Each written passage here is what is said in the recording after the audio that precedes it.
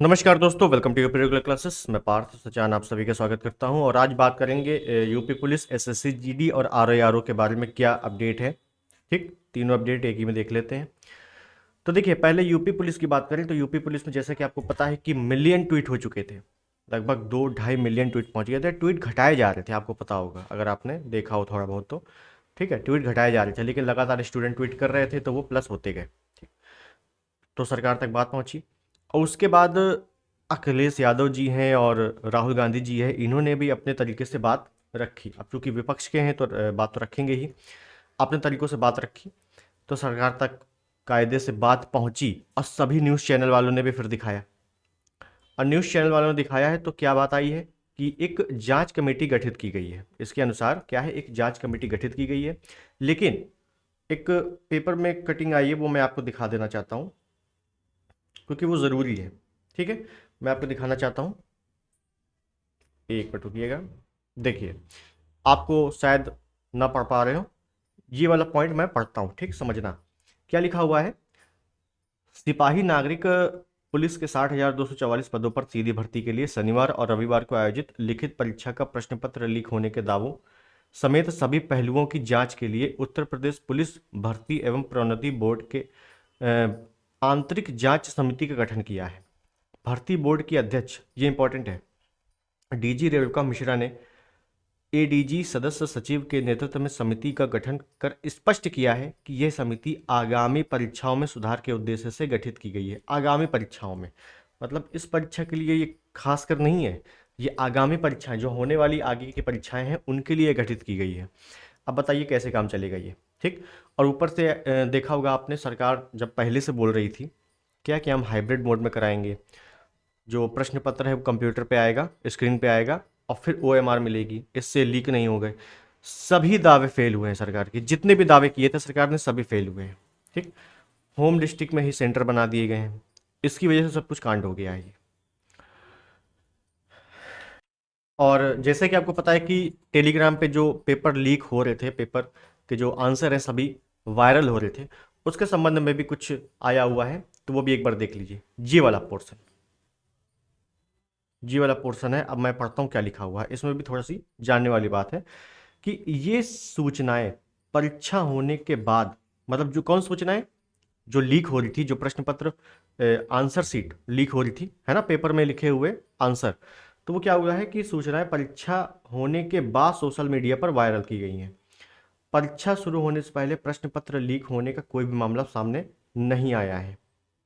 अब मुझे समझ में नहीं आ रहा है कि मतलब आयोग में कैसे लोग बैठे हुए हैं, जरा सी भी बुद्धि नहीं लगा रहे हैं कि भैया अगर पेपर से पहले लीक हुआ है तो पुष्टि कैसे होगी कि भैया यही है ओरिजिनल। जब हम लोगों को पेपर मिलेगा, जब मैं सॉल्व करूंगा पेपर, तभी तो पता चलेगा ना, हाँ यार ये तो लीक हुआ था पेपर। मतलब सरकार कह रही है कि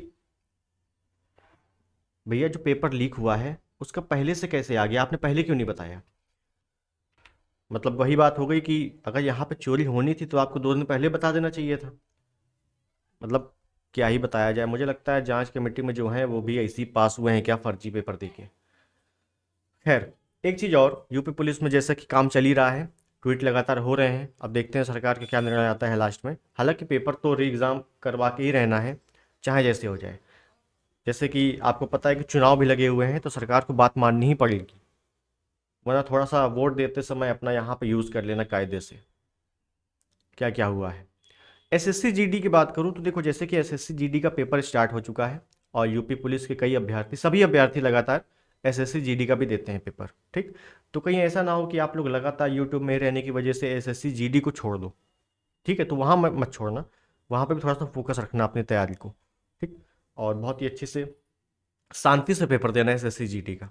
ठीक है, हाँ मतलब यूपी पुलिस के चक्कर में एसएससी जीडी भी गंवा दो। ठीक है, तो इतनी ही इन्फॉर्मेशन है एसएससी जीडी के लिए कि कायदे से आप लोग पेपर दीजिए एसएससी जीडी का। री एग्ज़ाम की बात करूँ आरओ की, तो देखो आरओ में जैसे कि आपको पता है कि नोटिस निकाली थी आयोग ने ये कहा था कि 2 मास तक आप मुझे, जो भी छात्र, जिन छात्रों के पास एविडेंस है वो मुझे दें। तो भैया हम लोग एविडेंस देते हैं और जो एसटीएफ है वो पेपर दे दे दोबारा, हम लोग को ज्वाइन कर लो। भैया एसटीएफ क्या कर रही है, मतलब हम ही लोग पेपर करवाने के लिए पहले ट्वीट करवाएं कि भैया पेपर वैकेंसी निकालो, उसके बाद पेपर करवाने के लिए, उसके बाद पेपर लीक हो जाए तो फिर दोबारा पेपर करवाने के लिए, हम ही लोग सबूत दें और हम ही लोग आंदोलन करें, फिर हम ही लोग पीटें। तो अब यही रवैया है, क्या कर सकते हैं इसमें। तो इसमें क्या हुआ है, आर ओ में, आर का जो री एग्ज़ाम है उसके 90% चांस बन रहे हैं। ठीक है, जैसे कि धरना प्रदर्शन में कई छात्र गए थे, उन्होंने एविडेंस दिया तो, लेकिन सरकार का क्या है, जो सरकार ने नोटिस निकाली थी एक ईमेल आईडी में कि आप उसमें अपना नंबर, नाम, आधार कार्ड, जो भी डिटेल्स हैं उसको आप सबमिट करवाइए। तो कोई भी छात्र सबमिट नहीं करवा रहा है, हालांकि सबमिट नहीं करवा रहा है उसके पास भी एक डर है कि यार मैं ही अपना नाम क्यों दूँ आगे, लेकिन कोई ना कोई को आगे आना पड़ेगा तब ये चीज़ें हो पाएंगी। खैर, आर ओ के एग्ज़ाम के लिए 90% चांस बढ़ रहे हैं, अब आगे देखना है क्या होता है। अब 2 मार्च तक, जैसे कि नोटिस आई थी, 2 मार्च तक आप सबमिट कर सकते हैं, 2 मार्च के बाद ही जो कुछ होगा होगा। ठीक है, तो इतनी इन्फॉर्मेशन आई है। कुल मिला के अभी इतनी ज़्यादा पॉजिटिव वे पे कोई खबर नहीं है।